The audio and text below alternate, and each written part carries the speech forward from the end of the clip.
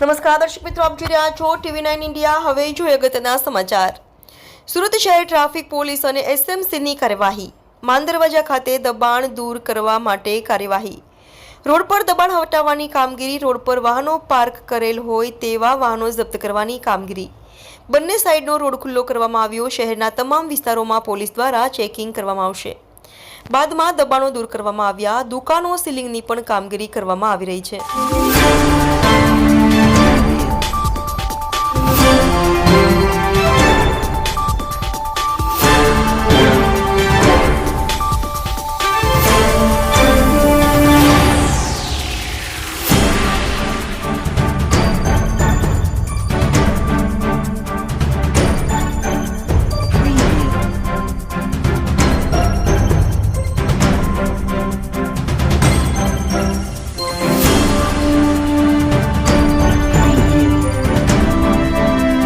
સાહેબ, કઈ રીતે ટ્રાફિક પોલીસ દ્વારા કામગીરી અને કેટલી અસર આવે છે?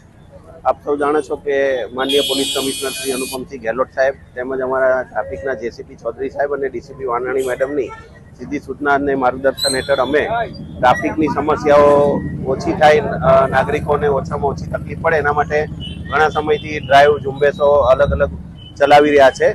જેમાં CP સાહેબ તરફથી રોડ પરના ખાસ કરીને જે અડચણરૂપ દબાણો હોય કે વ્હીકલ જૂના હોય, ભંગાર પડ્યા હોય, એને હટાવવાથી જે નાગરિકો વાહન ચાલકો છે એમને એક સ્મૂથ રોડ મળે અને એ લોકો જ્યાં જવા માંગતા હોય ત્યાં સારી રીતે જઈ શકે એના માટે ઘણા દિવસથી પ્રયત્નો હાથ ધરવામાં હતા।